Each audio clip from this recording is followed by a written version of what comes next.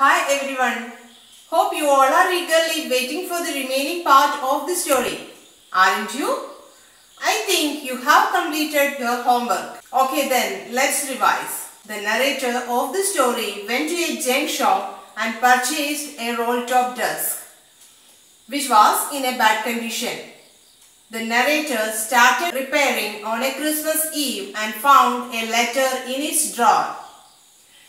He took the letter and found that it was from Jim McPherson to his wife Connie. Okay, then let's continue our class. Dearest Connie, I write to you in a much happier frame of mind because something wonderful has just happened that I must tell you about at once. We were all standing in our trenches yesterday morning, Christmas morning.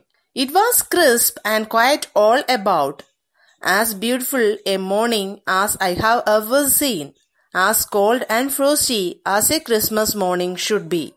The second part of the lesson starts with a letter.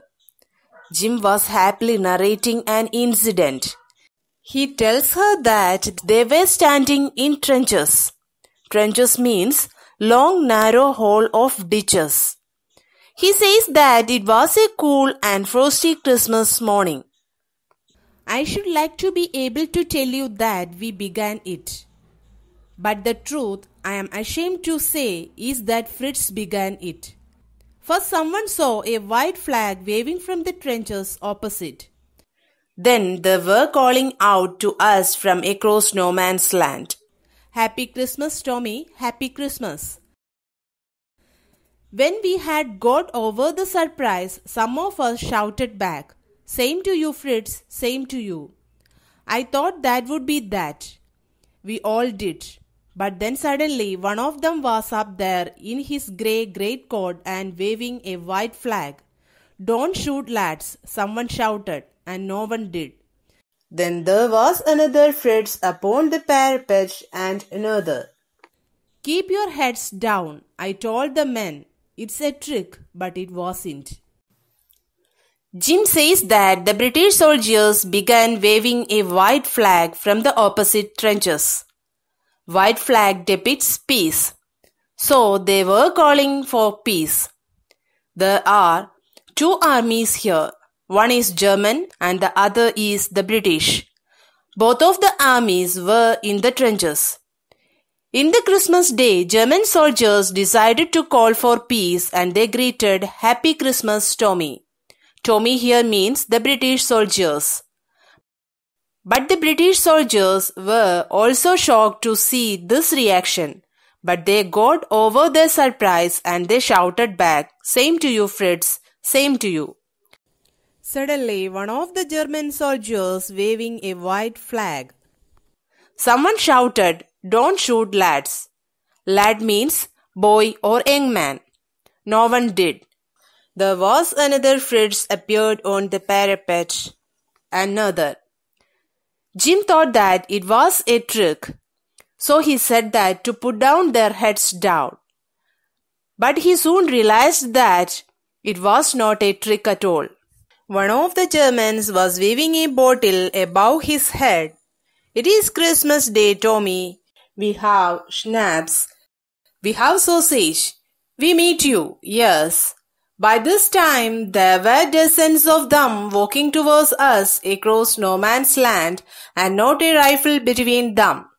Little Private Morris was the first up. Come on, boys, what are we waiting for? And then there was no stopping them. I was the officer.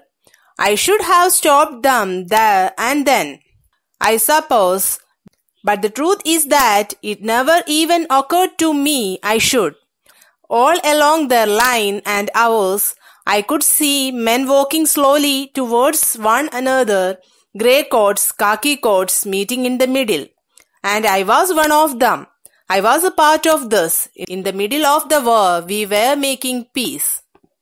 Germans had approached with a bottle of schnapps and sausages. Several unarmed German soldiers began walking across no man's land. No man's land means a piece of land which falls in the middle of the borders of two countries. Private means soldiers. So, Soldier Morris was the first person to ask the British soldiers to come out and celebrate. Therefore, all of them got out and started to celebrate. Jim could see the grey coats and the khaki coats met at the middle of no man's land. Grey coats and khaki coats means the German soldiers and the British soldiers. Jim was also a part of this. In the middle of the war, they were making peace. You cannot imagine, dearest Connie, my feelings as I looked into the eyes of the Fritz officer who approached me, hand outstretched. Hans Wolf, he said, gripping my hands warmly and holding it. I am from Dusseldorf. I play the cello in the orchestra. Happy Christmas. Captain Jim Macpherson, I replied, and a happy Christmas to you too. I am a school teacher from Dorset in the west of England. Jim says to Connie that she could not understand his feelings. He was so happy. The German officer moved towards Macpherson. They shook hands very warmly. Then the German officer said that his name was Hans Wolf and was from Dusseldorf. He played cello in the orchestra. In return, Macpherson also introduced himself. He said that he was a school teacher from Dorset. Thank you. I will be back with more about Jim and Connie.